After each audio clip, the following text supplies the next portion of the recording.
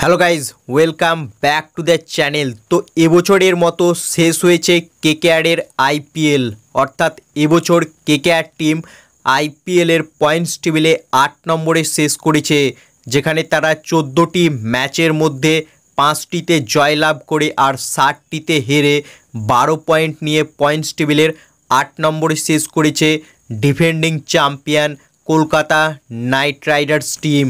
আর টিমের এই বাজে পারফরমেন্সের পর এবার টিমের কোচিং স্টাফে কিন্তু বড়সড় পরিবর্তন করতে চলেছে নাইট ম্যানেজমেন্ট। হ্যাঁ ফ্রেন্ডস, আইপিএল 2026 অর্থাৎ পরের বছরের আইপিএলের জন্য কোচিং স্টাফে বড়সড় পরিবর্তন করতে চলেছে কেকেআর টিম। কারণ কেকেআরের যে হেড কোচ ছিল চন্দ্রকান্ত পণ্ডিত, তার সঙ্গে কিন্তু কন্ট্র্যাক্ট শেষ হয়েছে কেকেআর টিমের, এবং চন্দ্রকান্ত পণ্ডিত 3 বছর কেকেআরকে কোচিং করিয়েছে এবং তার কোচিংয়ের আন্ডারে কেকেআরের পারফরমেন্স একেবারেই বাজে।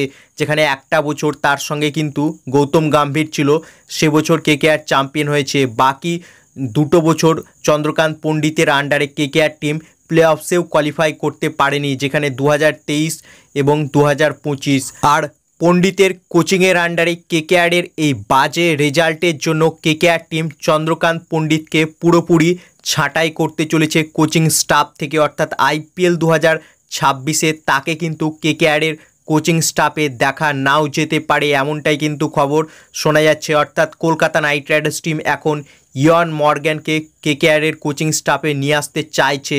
অর্থাৎ অনেক কেকেআর ফ্যান্স রয়েছে, তারা কিন্তু ইয়ন মর্গ্যানকে কেকেআরের কোচিং স্টাফে দেখতে চায়, এবং ইয়ন মর্গ্যান যে কিন্তু কেকেআরকে ফাইনালে তুলেছিল, অর্থাৎ তার ক্যাপ্টেন্সির আন্ডারে কেকেআর ফাইনালও খেলেছে। অর্থাৎ ইয়ন মর্গ্যান সে কিন্তু স্ট্র্যাটেজিক্যালি অনেক অ্যাডভান্স রয়েছে, অর্থাৎ ভালো স্ট্র্যাটেজি তৈরি করতে পারে এই ইয়ন মর্গ্যান। এবং কলকাতা নাইট রাইডার্স টিমের কোচিং স্টাফে যদি মর্গ্যান আসে, তাহলে কেকেআরের যে টিম তৈরি করবে অকশানে কেকেআর, সেটা কিন্তু ধামাকার টিম হতে পারে। কারণ ইয়ন মর্গ্যান বিদেশি ভালো ব্যাটসম্যান বা বোলার তাদেরকে কিন্তু টিমের মধ্যে নিয়ে আসতে পারে, যেটা চন্দ্রকান্ত পণ্ডিত পারছিল না। অর্থাৎ পণ্ডিত একেবারেই ভালো টিম তৈরি করতে পারেনি, অর্থাৎ 2021 সালেও এবং 2025-এও কিন্তু ভালো অকশানের টিম তৈরি করতে পারেনি এই কেকেআরের হেড কোচ চন্দ্রকান্ত পণ্ডিত। আর এই কারণেই টিম রেজাল্ট দিতে পারছে না। তাছাড়া আন্দ্রে রাসেলকেও ঠিকঠাক ইউটিলাইজ করতে পারেনি ব্যাটিং অর্ডারে এই চন্দ্রকান্ত পণ্ডিত, তাই অনেক ভুল করেছে সে, তাই তাকে কিন্তু এবার কোচিং স্টাফ থেকে সরিয়ে দিতে চলেছে কেকেআর টিম, এবং তার জায়গায় সম্ভবত ইয়ন মর্গ্যানকে কোচিং স্টাফে নিয়োগ করতে পারে কেকেআর টিম। এছাড়াও অভিষেক নায়ারকে কিন্তু হেড কোচ করতে পারে কেকেআর টিম, এবং ইয়ন মর্গ্যান তাকে কিন্তু মেন্টর বা অ্যাসিস্ট্যান্ট কোচ করতে পারে কেকেআর টিম, অর্থাৎ যেটা এরকমই শোনা যাচ্ছে। তবে আইপিএল 2026-এ কিন্তু কেকেআরের কোচিং স্টাফে বড়সড় পরিবর্তন আমরা দেখতে পেতে চলেছি, কারণ এবছর কেকেআরের যা রেজাল্ট এবং লাস্ট ম্যাচ হায়দ্রাবাদের বিরুদ্ধে যেভাবে হারলো কেকেআর টিম, এক কথায় একদম বাজে ছিল। এবং পুরো টিম ম্যানেজমেন্ট এবছর যা ভুলভাল ডিসিশন নিয়েছে, এই কারণেই কেকেআর কিন্তু প্লে অফসেও কোয়ালিফাই করতে পারেনি। অর্থাৎ কেকেআরের টিমের মধ্যে যে প্লেয়ারগুলো ছিল, এদের মধ্যে কিন্তু সেই পোটেনশিয়াল ছিল যে তারা টিমটাকে প্লে অফসে নিয়ে যেতে পারে, কিন্তু টিম ম্যানেজমেন্ট তারা এত ভুলভাল সিলেকশান করেছে, এবং ওপেনিংয়ে কিন্তু ভেঙ্কাটেশ আয়ার, আঙ্ক্রিস রঘুবংশীর মতো প্লেয়ারগুলোকে একবারও ট্রাই করেনি।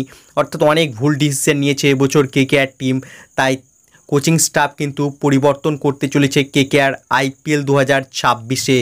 বাকি তোমাদের কি মনে হয়, চন্দ্রকান্ত পণ্ডিতকে সরিয়ে তার জায়গায় ইয়ন মর্গ্যানকে কি কেকেআরের কোচিং স্টাফে নিয়ে আসা উচিত? তোমাদের কি মতামত এ বিষয়ে তা কমেন্ট বক্সে লিখে জানাও, এবং ভিডিওটি ভালো লাগলে ভিডিওটিকে করো লাইক, এবং আইপিএল ও কেকেআর সম্বন্ধে আরও খবর পাওয়ার জন্য চ্যানেলকে করো সাবস্ক্রাইব। ধন্যবাদ।